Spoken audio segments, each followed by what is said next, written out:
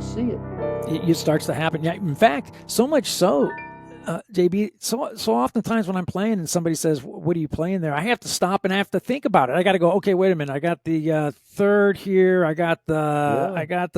Because I don't even think of it that way anymore. I'm playing shapes.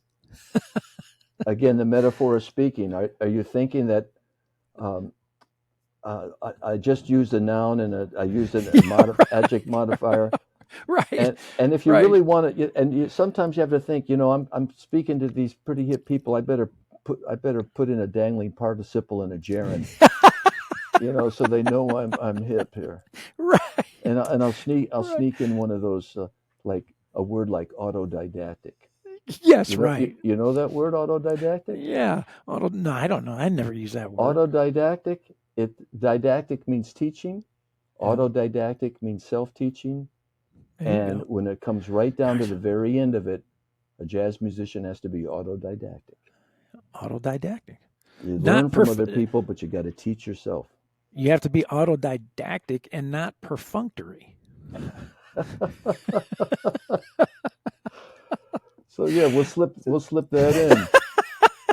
Just like you slip in a Chris Potter lick, Yeah, right. They don't think I'm hip enough. Check this there out. You go. Wow, this has been really cool. Now, okay, so now I want to kind of do a little change of direction for a second, JB. I mentioned at the beginning of the podcast, we are attacking the JB Dyas list of 104 at jazz piano skills. And we're looking at these tunes in a very systematic way of dissecting them. We start harmonically, and then we move to melodic analysis, and then we look at the tune for improvisation development. So I want to kind of talk about each of those categories and get your input on tune learning, and maybe shine some light on tune learning for our listeners too, because tune learning, just like voicings, once you start to learn how to learn tunes, it becomes a very quick process. It's not like starting over every time. Harmonically, we'll take, like for instance, the very first tune that we tackled, "There Will Never Be Another You." Love the tune, classic standard jazz standard that everybody needs to know. So we took a look at it first harmonically. So the very first thing that we did, looked at the form of the piece. Right. I'm always telling students what form. We have to be aware of the form of the piece before we go any further. Let's look at the form of the tune. I have students look at the unique changes that are found within the tune. How many unique chord changes are within "There Will Never Be Another You"? The thinking, JB, is if you can't play the chords that are in the tune, you're going to have a hard time playing the tune, right? Yeah. And then we look at the changes, and we look at the harmonic function of the tune. Now, this is where I encourage students to be able to think the opposite of what they see. So if I'm seeing a set of chord changes, like on a lead sheet, E flat major 7, if we're in the key of E flat, I think 1. And then we get to a D half diminish, right? I think of that as a 7 half diminish, going to the G7, going to a 3/7, going to the C minor, going to a 6 minor. So I want them to be able to look at the chord symbols, think harmonic function. I want them to look at a harmonic function lead sheet and think chord symbols, right? Beautiful. Being able to think the opposite of what you see. So then we break the tune apart that way, and then we actually take the tune and look at the common harmonic movement that exists in the tune that we are going to find in numerous standards, thousands of standards. So, like for instance, in "There Will Never Be Another You," that D half diminish going to that G7, going to that C minor, that 7 going to 3, going to 6. Now, this is the way I was taught, JB. I was taught to hear root movement and then hear sound attached to the root movement. So is that a major sound or a minor sound? I was taught that every 1, 2, 3, 4, 5, 6, 7 could be a major, dominant, minor, half diminished, or diminished. My job was to hear root movement and then hear the quality of the sound that was attached to that root movement. And so I don't think of it as E flat major 7 going to the minor, the 2-5 of the 6th chord.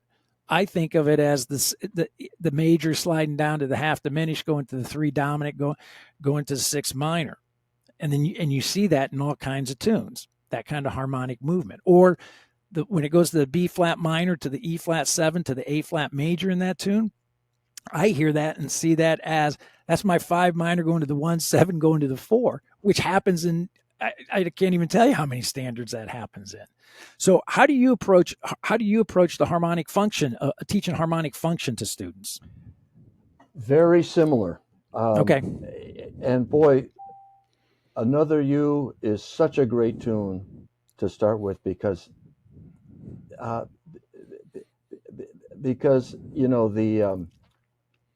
Harry Warren, who wrote the tune, Right. he did everything right.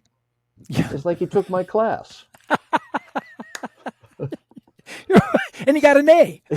He got an A. So I'm going to share the screen with you for a second. Sure. And hold on one second. Let me do my thing again. Screen, window, share. Okay.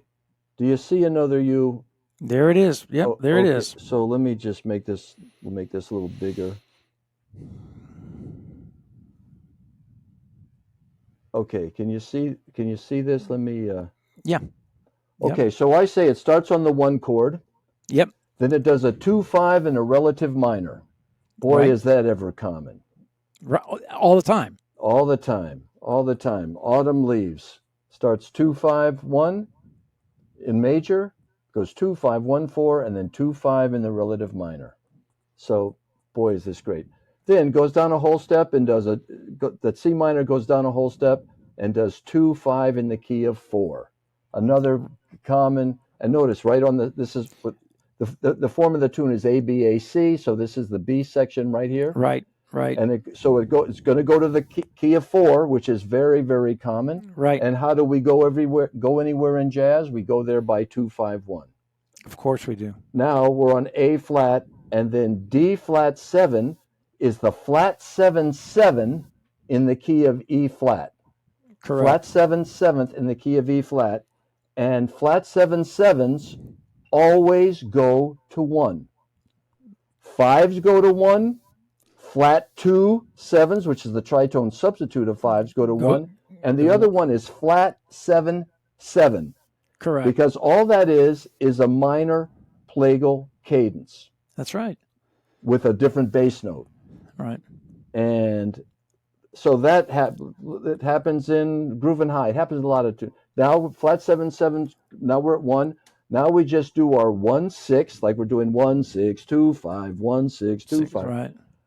We're now on F7. F7 is a 2-7, and 2-7s always go to 2 minor. And whenever I say always, I mean usually. Right. Well, yeah, right. When you say always, you're saying if I had a copyright on that, I'd be a really rich man. Man, oh man. So Girl from Ipanema, 2-7 to 2 minor. Yeah, right. Watch What Happens, 2-7 to 2 minor. Almost Take every the A Train, 2-7 to 2 2/7. minor. Right. Anytime you're on a 2-7, it goes to 2 minor. And let's Right. say that F7 went to B flat 7. And then you're going to say, wait a minute, F7 it just went to B flat 7 like on a blues, F7 to B flat 7. Right. But no, because anytime you have a dominant 7th, you can always insert the related 2 chord.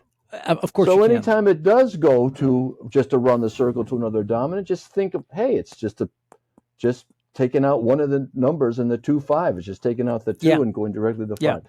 Yeah. So this does everything right. 1, 2-5 in the relative minor, 2-5 and 4. 4 goes around the circle of 4th to flat 7. Flat 7s always go to 1. Now it's time for 1-6. 2 7s always go to 2 minor. And 2 minors always go to 5, and 5 always go to 1. And voila, you've just learned 100 tunes right there. That's exactly right. Now, JB, I'm an old school guy. I grew up, I came up with John Mahegan, Yeah. right? The John Mahegan books. And Yeah. John Mahegan was a big Roman numeral. He did all the Roman numeral analysis, and all his Roman numeral analysis were always done in relationship to the parent key. And so that's why I was, so when you're talking about that 2-5-1 going to the 2-5 going to the 4, right? Mahegan would have that notated as 5 minor going to 1-7 going to 4 major. Now, Exactly when you right. Right, exactly right, right. Yeah. So you hear, I mean, you know it as a 2. You hear it as a 2-5-1 when you play it. You know that it's a 2-5-1 in the key of in the 4, but Mahegan was really big on harmonic function being done in relationship to the parent key. And I think the reason why is because when I learn a tune like that, and now you ask me to play There Will Never Be Another You in the key of A flat instead of E flat, I have my template. I know exactly. I'm thinking those changes based on the parent key, and I know what's going on. So I make a distinction with students all the time that this is what I call harmonic function. Now, chord scale relationships, which is another skill where you have to be able to look at that B flat minor going to E flat 7 to A flat major, that 5 minor going to 1-7 going to 4. You got to be able to understand that that's a 2-5-1 in the key of A flat. So there's your chord scale relationship when improvising over There Will Never Be Another You. What are your thoughts on all that? I'm absolutely hip to what you're saying. So when it goes 2-5-1 and 4, someone will say, is it better to think 2-5-1 and 4, or is it better to think is it better to think 5 minor 5 minor 1-7 1-7. 4? And the Correct. answer is yes. That's right. That's right. Right. That's You got exactly to. It's the same. I like to think 2-5 and 4 because I actually feel like I'm in another key. It doesn't feel like a 5. right. So Right. and that's the way that I hear it from. I say, oh, it's a 2-5-1 and 4. But Right. I also know that in the the parallel key, that is 5 minor 1-7 4 in Right. the original, what they Yeah. call the Yeah. parallel key. Yeah. Um, So it's no different than like if I see a 2 dominant, I just think of it as a 2 dominant. I don't think of it as that's the 5. If I'm in the key of C and I see a D7, I don't think of that as the 5 in the key of G. I know it's the 5 in the key of G, but I just think of it as a 2-7. exactly. A 5-7, meaning dominant, a 5 of 2. It's just easier to say 2-7. And 2-7. the reason why the reason why 5 of 2s go to 2 is because it's the 5 of 2. Yeah. And the reason why 2-7-7 goes to 2 because it's the 5-7 of 2 which goes Yeah. to 2. Yeah. So to me, I always think 2-5-1 and 4, but I always think 2-7 going to 2 minor because it's not distant enough. It's not Yeah. far I see. enough away Right. for Right. a long enough period of Yeah. time. Yeah. Like And Girl I from get Ipanema, F major, G7, G minor, C7, or G flat 7, the right. tritone Right. sub Right. Right. F. Right. So Right. it happens so much. I've just always told my students 2-7s go to 2 minor, Yeah. A Right. train, C, Right. D. And by the way, the other thing I say that on 2-7s and flat 7-7s, if you want to be hip, put a sharp 4 on them. Right. They always Right. do. You Right. hear on Stan Getz, and Stan Getz does Ipanema, I think, in D flat. Right. Nobody hipped him to the definitive key. So Which I think you probably got that from because Oscar Peterson does it in D flat, and I that's think right. that maybe the two of them were playing together. I don't know. Yeah. So the definitive, very rarely does the definitive recording of a tune, which everyone would agree that the definitive recording of Ipanema is Stan Getz. Yeah. Rarely is it in a different key than Yeah. what the definitive key is, but All right. it Yeah. it happens. Yeah. I was just talking about that with Black Orpheus. Stan Getz does Black. Everyone does it in A minor. Right. He does it in F minor. and Wayne Shorter does it in F minor, and those are like the definitive recordings. So who came Yeah. up with the A minor thing? Yeah. Right. Right. But anyway, back to the 2-7 going to 2 minor, 2-7s, flat 7-7s always go to 1, 2-7s always go to 2 minor, and put a sharp 4 on those chords, and you sound like jazz. Yeah, that's right. Yeah, and I guess, I can't tell you how many times when I actually started doing, for me, when I was learning all this, when I started doing the Mohegan stuff, and I would go like, okay, sharp 4 to 7 to 3 to 6. I can't tell you how many times, JB, I would say to myself, so that's what that is. In other words, I would hear players playing that, and it was like the clouds parting when I started being able to go, okay, whenever I hear that from now on, I get that that's a sharp 4 going to a 7, going to a 3 to a 6. And so that's how I learned tunes, was just by Roman numerals in relationship to the parent key, and then hearing quality after that, and then understanding chord relationships after that. So kind of like a 3-tier or a 3-step process. Love it. Perfect. Yeah, Bob. One of the things that, when all this stuff sounds overwhelming to your students, right, and to my students in the beginning, it unfolds. It does, and it's a kick, man, to start to see it. When you like you say, the clouds. Yeah, they start to part. The part. It's a kick, and you just have to hang in with it and not get discouraged, because your students, my students, they will see it. Yeah, they won't just. I'm so great about the piano, and this is why. Yes. With as few piano chops as I have, and this should be a lesson to all you: take Bob's course and practice. Thanks, JB. Because you don't want to be like me, who struggles. But when I think music, I think piano. I'm a bassist, right, but I see the piano in my mind. so important. And every great instrumentalist that I know has got functional piano chops. There's no question about it. I mean, Chris Potter, you could hire Chris Potter to play piano on your gig.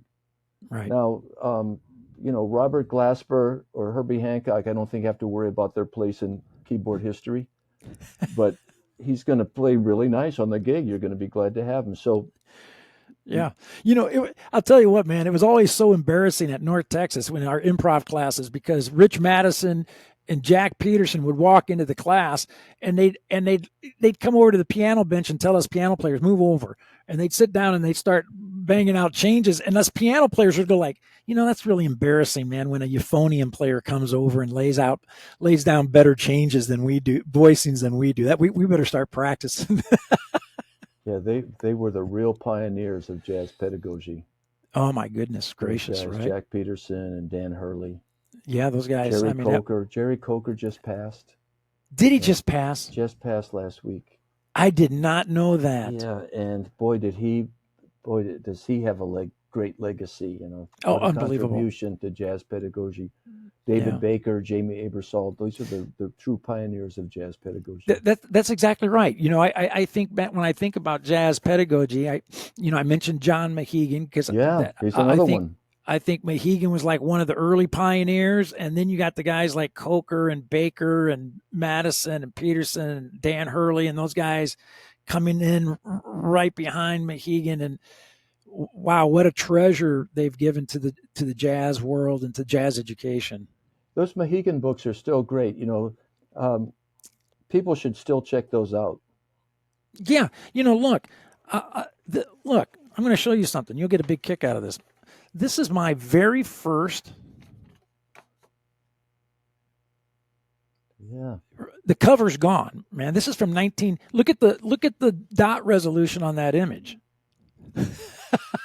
But I tell everybody, I absolutely remember that book. I wish I still had it, but I absolutely remember that book. Do you remember that book? I remember that photo on the back. And remember this. Here's what I tell everybody. Here's jazz gold. You ready? This is jazz gold. This is what everybody needs to have in their hands, like right now at the beginning of their journey. Yeah, nice. Right there. Nice. Isn't that jazz gold? That's classic. It doesn't get it. And you think about when he put this together. This is like, I still remember getting this in my hands as a kid, 14 years old, and you'll laugh at this. I put masking tape over the notes because I just wanted to see the chord symbols, right? So then I thought to myself, okay, I think I got it. And I took the masking tape. I went to take the masking tape off, and all the notes came off the staff with the masking tape. So I had to go buy another book. Even a book is old school nowadays. Right. Jeez. Oh my goodness. That's so great. Okay. Yeah, that bring back some memories for you there, JB. Yeah, getting those fundamentals, the younger you get, and it doesn't mean you can't still be good when you're older. It just means it's better. That's right. When you're younger, because you're learning everything. You're learning how to walk and talk and speak and move all your muscles. But adults that want to get into this, especially if they've had classical chops, they had piano lessons as a kid, they can get this stuff. And it enriches their lives, man. I've seen it happen. Absolutely. So then we go, hey, JB, we move from the harmonic work that we just laid out. Then we attack the tune melodically. And the very first thing, look, I encourage every student, I want to get your take on this. I go, will you just learn the melody by ear, please? Like, listen to a definitive recording. Listen to, I say, even if before you listen to a definitive recording, if you're learning, there's oftentimes I said, I turn to vocalist first, and then I go to instrumentalist, and then I go to pianist. And I said, when vocalist, I'll turn to vocalists who are going to give me a pretty straight rendition of the tune because I want to hear the melody. So I might turn to like a Sinatra, or I might even dial it back further from Sinatra. I might listen to Doris Day or Perry Como or Andy Williams to get a really straight interpretation of the melody, so that I can start poking it out and playing it by ear. What are your thoughts on that? I agree. I think the goal is to be able to do everything by ear. The intellect just informs the ear. That's right. And I'll give you a perfect example of when I teach tune learning to be able to play things in all keys. I'm going to put this on the piano. Like, I'm teaching Over the Rainbow. Mm-hmm. And so everybody sings it first. Ba, da, da, da, da, da, da, da, da, da. Da, da, da, da, da, da, da, da, da, da, da, da. And I'll say, can you play this by ear? And everybody goes just by ear. I just tell them the starting note. Yeah, right. Then I say, can you play this by ear? And everybody can, and they do it just by ear. And then I'll say, can you play this by ear? And they can. Now I'll say, I'm going to start on an F and play a lick for you, and I want you to play it back for me by ear. And everybody can play it by ear. And then I'll say, can you play this? And they can. I said, and I'm going to give you a 6-bar lick, and I want you to play it back by ear, all 6 bars.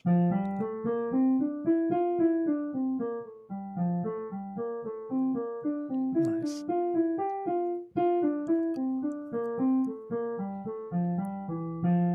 And everybody can do it. All I gave them was the starting note.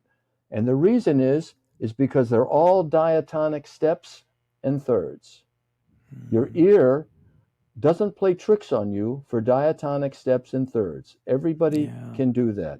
And the good news is that the overwhelming number of standards and jazz classics, most everything is steps and thirds. That's so exactly the only right. thing you have to memorize That's exactly right. is the weird leaps or whatever. So we'll take Over the Rainbow, and I'll say, okay, we look at it. It's all diatonic. The highest note is the root. The lowest note is the 6th. It's all diatonic, and there's 3 jumps. 1-8, 1-6, and 6-4. 1-8, 1-6, 6-4. Memorize that. Everybody go 1-8. Everyone go 1-6. Think what the sixth is. 1, 2, 3, 4, 5, 6. 1-6. Take that note down an octave and go 6-4. And 4 is always easy to find because it's right around the circle from the root. Going around the circle of fourths.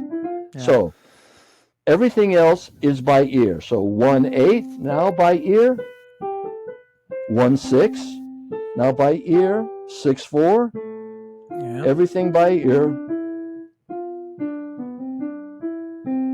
Yep. Now we're going to do it in the key of F.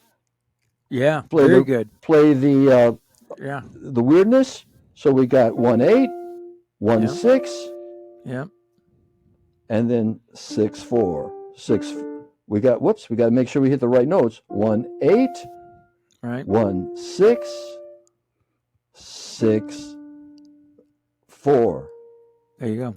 Got to think about it. I did think about words. So I got that now. 1-8, 1-6, 6-4. Now over the rainbow. Diatonic. The leaps I memorized. There you go. Yeah. The leaps I memorized. Now diatonic, all stepwise. Yeah, very good. Now they can play that in all keys. Good. Very good. Because they've checked out the part. Because if I just taught it by ear, everybody would get this. Yeah. Half the people would miss this. Yeah. Everybody would miss that. Yeah, right. Yeah. But memorize that ahead of time. That's really good.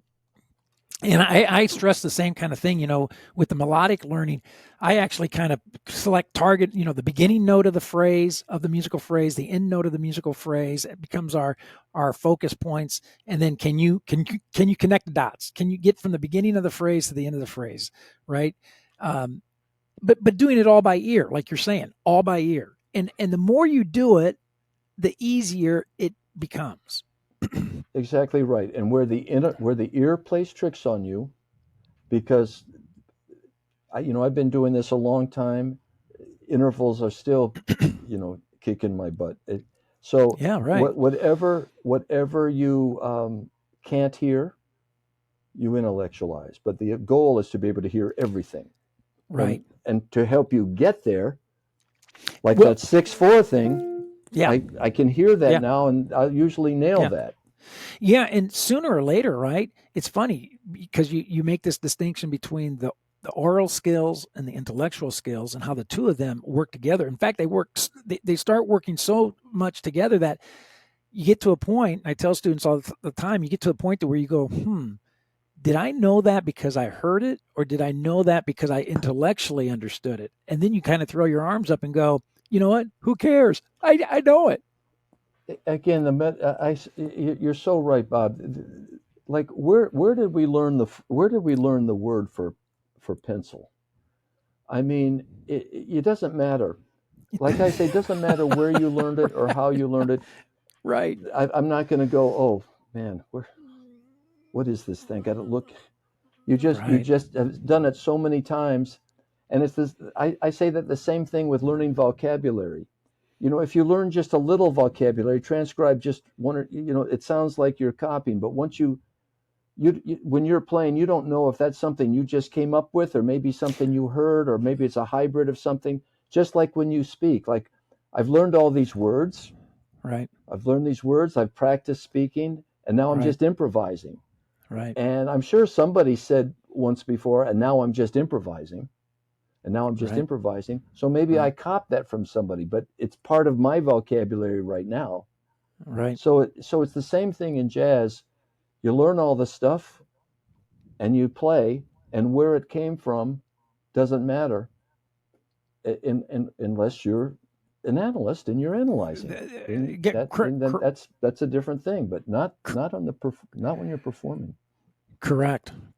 So, okay. So now, then we move from our melodic analysis and studying the tune to using the tune now for improvisation development. Now, here is the big thing, JB. The word improvisation is a little tricky because I think when people hear the word improvisation, they think immediately the definition is making something up that is creative, that I've never played before, or maybe has never been played before. And that couldn't be further from the truth of what we are referring to when we talk about improvisation, right? And so what I always try to do with students, and it's kind of funny, I just did an interview with Mark Davis, and Milwaukee. Milwaukee Institute, the Milwaukee Jazz Institute, right. And Mark had a great expression that I love. He said, our job as educators, when it comes to improvisation, is helping a student get their foot in the door. Just help them get their foot in the door, because once you get your foot in the door, you actually start to experience improvisation, and then it just snowballs from there, right? So one of the things that a teacher did with me when I was young, right, we would take a tune like There Would Never Be Another You, and he would say, we're going to improvise on There Will Never Be Another You. We're going to improvise using the roots of each chord only. The roots of each chord only. So when it's E flat major, dude, you do something with the note E flat. You do something rhythmically with the note E flat. And when it gets to D half diminished, I want you to do something rhythmically with the note D. And when it gets that G7, do something with that note G. One note at a time.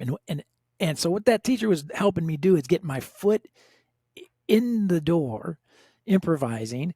And what the big takeaway really that I didn't understand until many years later was that actually captures the very essence of improvisation, because improvisation is what we do with shapes and sounds rhythmically. What we do with these shapes and sounds rhythmically. So for me to take my E flat major 7, take my note E flat and do something rhythmically with that note, and then go to my D half diminished and do something rhythmically with that D, and try to make some kind of musical connection between that, melodic connection between that E flat and that D, that activity in and of itself captures the entirety of jazz improvisation. What are your thoughts on that? I agree. And I also think that when you're learning jazz and you're learning vocabulary, rather than the definition spontaneous composition. Yes, right. Spontaneous reorganization. There you go. And that's how we speak. None of these words that I'm saying today right. have I made up. I'm not going to, because that would really confuse you as a listener if I'm just saying, and then you should. Well, I don't know, man. I think that hyperdactic thing that you threw on me a little while back, that was autodidactic, man. Self-teaching. Okay. So I will. I will. I don't do just the roots, but I do the roots and thirds for beginning students. Right. I think right. Roots and thirds, and I'll take a tune like "Song for My Father," and I will just say play roots and thirds only. And "Song for My Father" just has 4 chords. Yep. For all of you who are listening that don't know, it's F minor, E flat 7, D flat 7, G minor with a C in the bass. So it's a C sus chord, but just think G minor, and then F minor again. So the root movement: F minor, E flat 7, D flat 7, G minor, F minor. Now, just using roots and thirds from that, I'm going to play a respectable, hopefully, first 8. Here's with the Jamey Aebersold play along. Cool. Let's hear this. 2, 3, 4, 1, 2, 3.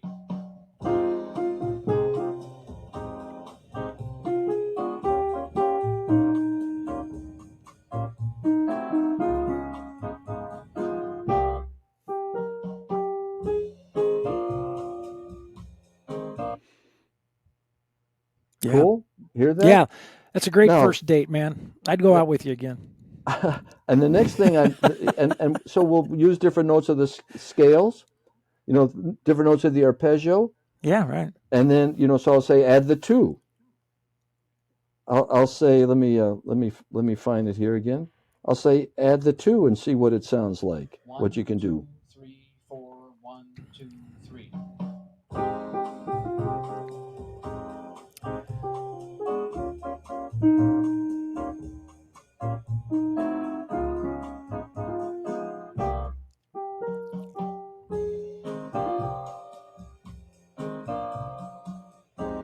And then I'll say, now we got to transcribe something from Horace Silver.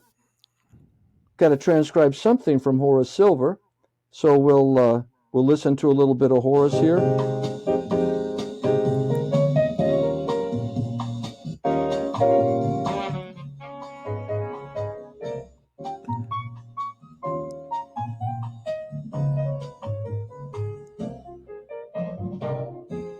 How about that lick? 1 3. That Horace just played 1 3 4 5 1 4 1 3.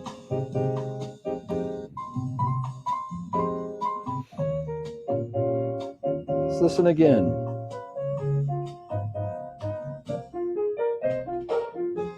Of course, he's got piano chops, Yeah, right, so he right. goes. He plays the thirds. Thirds So in the minor. now we're going to insert that, but we're not going to let it sound like it's contrived. We're going to play what we played before, just roots and thirds, and maybe insert that lick.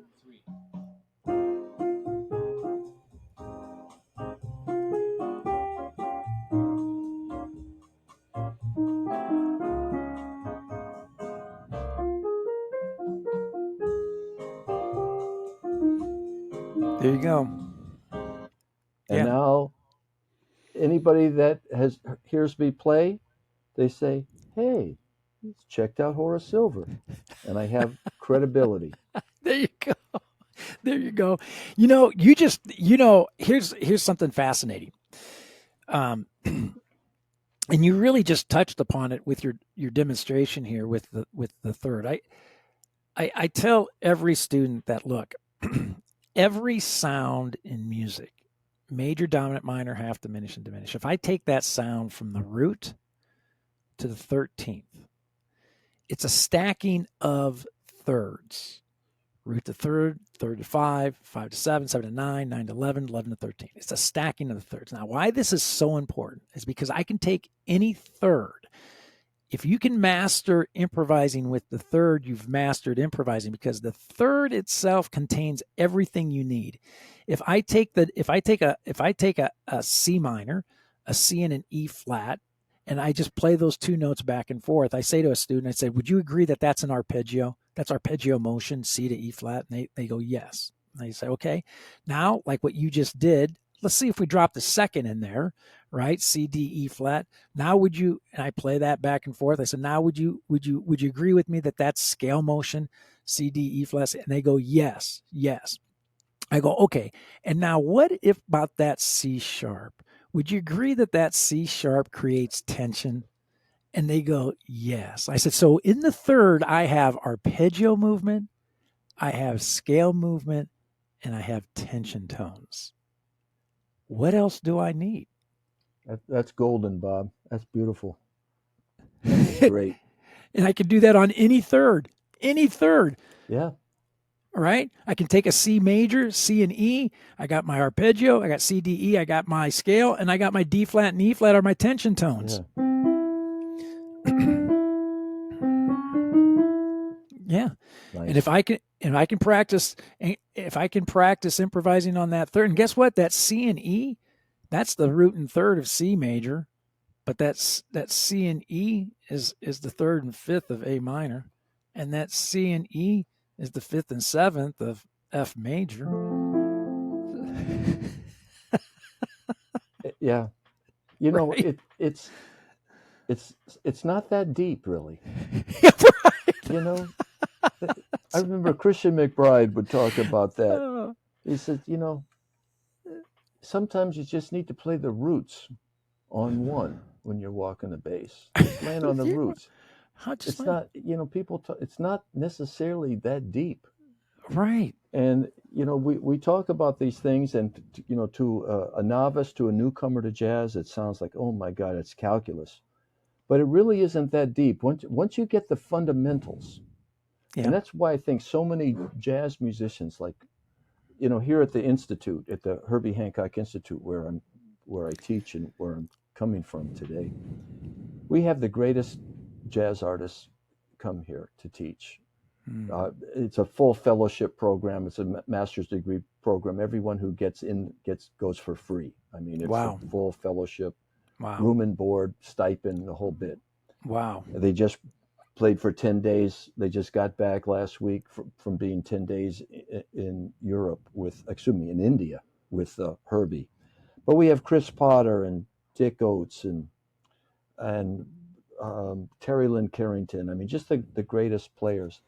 And the grad students here are so good. I mean, they're better than most pros in Los Angeles, frankly. We have trouble finding people to teach them. But the great teachers, the Dick Oates and the Chris Potters and Terry Lynn Carringtons and Herbie Hancocks, they always talk about fundamentals. Yeah. To these brilliant young jazz players. We're still talking about fundamentals. Get your fundamentals together, man. Yeah. And you will become a jazz musician. That's right. You know, That's how right. much artistry you have has a lot to do with who you are inside and how you live and who you've loved and where you've traveled and who you've listened to. Yeah. But to be a functioning jazz musician, learn the fundamentals and you can hang in any jam session and have fun. And never stop practicing the fundamentals ever. Yep. They talk about that all the time. Yeah, it's no different. You know, I think we may have mentioned it the last time we were together. You know, I'm a huge baseball fan, and every time I go to spring training to watch the big leaguers, you'd think you're watching a little league camp because these are big leaguers out there fielding ground balls, right? Catching pop-ups, practicing throwing over to first. They're practicing all the fundamentals that you would see on a little league diamond, and you got the best baseball players in the world practicing the fundamentals at spring training. So there's something to be said about that. Yeah. You know, it's really true. And when these cats don't have their fundamentals together, you know, they're posing. That's right. You know, you can tell it's not for real. It's not for real. You know, like people would say, they would hear somebody play, you know, very modern, and then they'd hear Wayne Shorter play modern. And why was Wayne so much better than these cats that, you know, went from step 1 and 2, skip steps 3, 4, 5, and 6, and now we're at 7 and 8. Yes, right. You know, like, well, that's not what I hear, man. I want to play what I hear. I don't need the changes. I just play organically, man. Yeah, right. And the reason is because Wayne did all the homework. He was a great bebop player. He demonstrated that here at the Institute a few times. Freaked people out.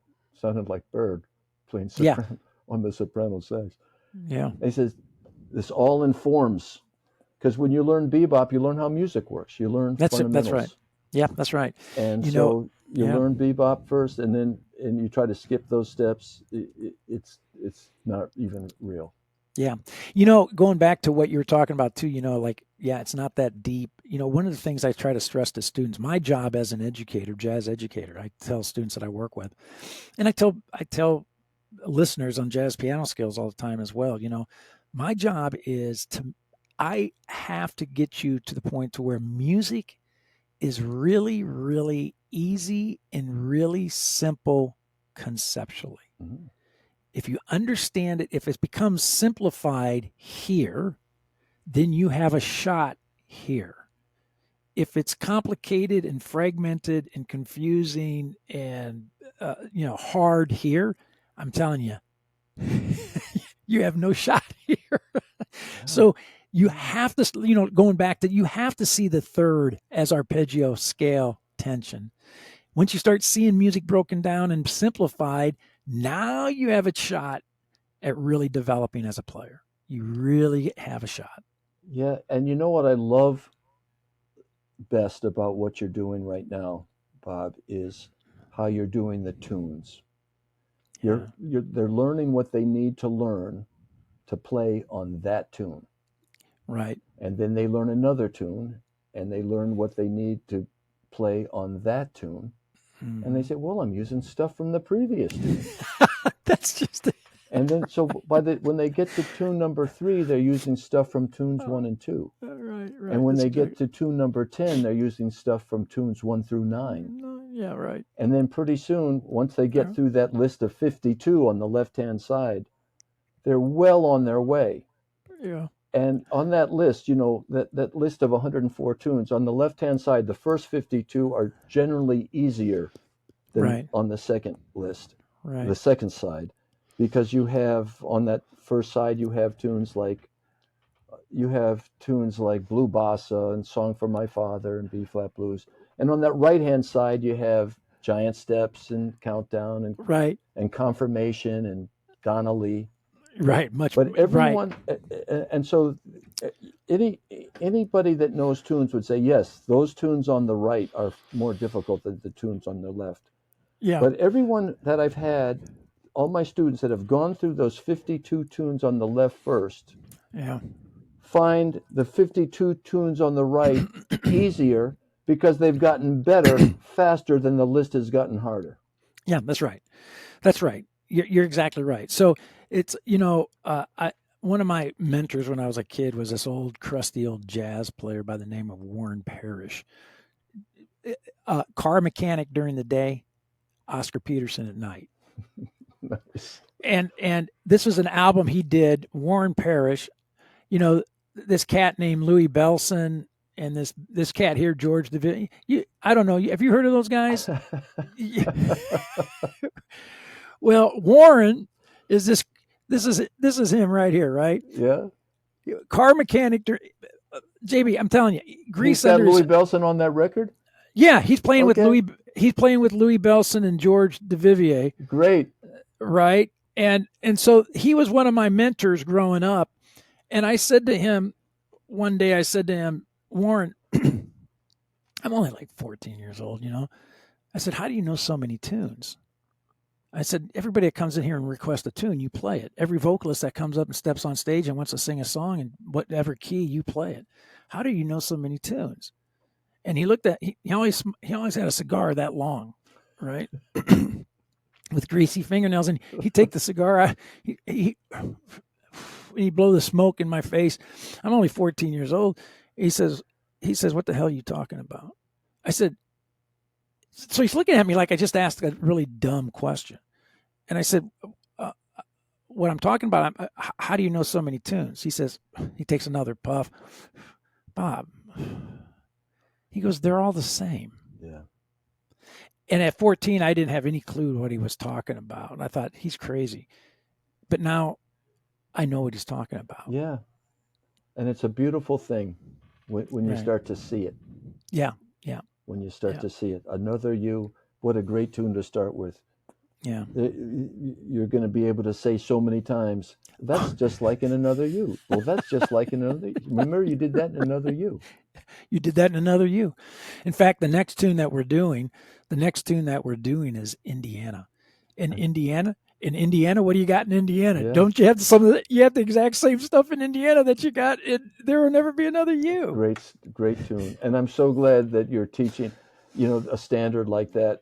So many of the cats do it backwards now. They come in and they play Donna Lee and they don't know Indiana. I always say, make sure you learn the source tune first. Absolutely. So before you learn Groovin' High, make sure you know Whispering.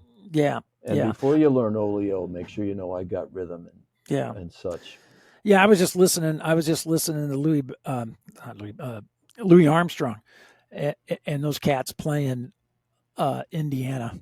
And I just sat back. JB, I said, man, those old dudes can play, man. Those old dudes can play. What great musicians, man. So anyway, so that's kind of our breakdown to your tune list. And I'm going to keep you posted on that this year as we go through the list. But that's how we're approaching every one of those tunes. We're doing a harmonic analysis, followed by melodic analysis, followed by let's use it as a tool to develop some improvisation vocabulary. How do we go about doing that?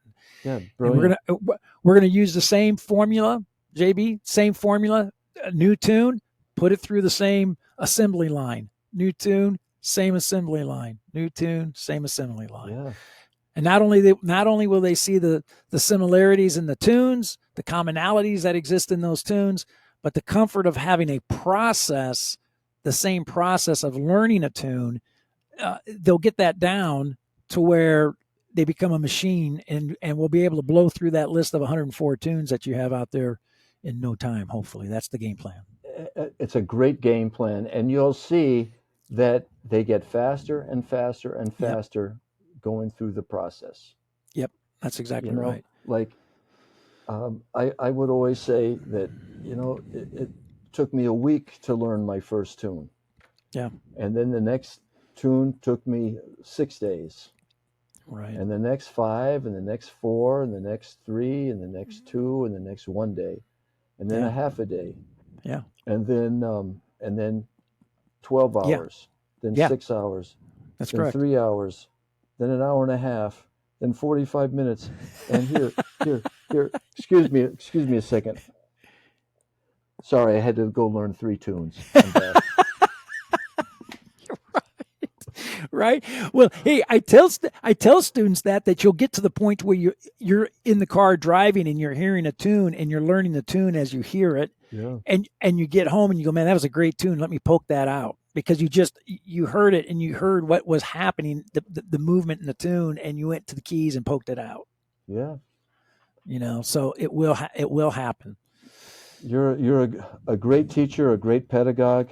Your students are lucky to have you, man. Thank you, JB. That means the world. That means the world to me, man, coming from you, brother. That means the world. So thank you. I appreciate that.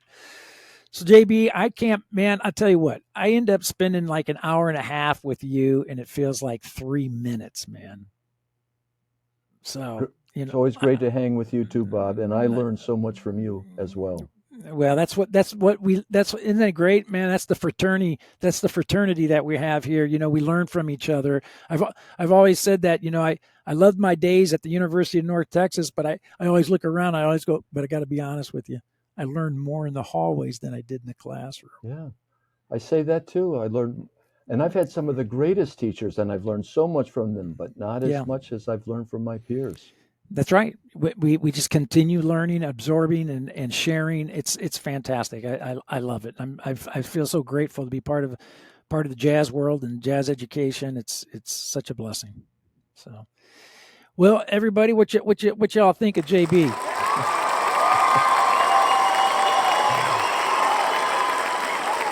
Our studio audience, JB, they just, what can I say, man? I mean, look at that, standing ovation. Look at that.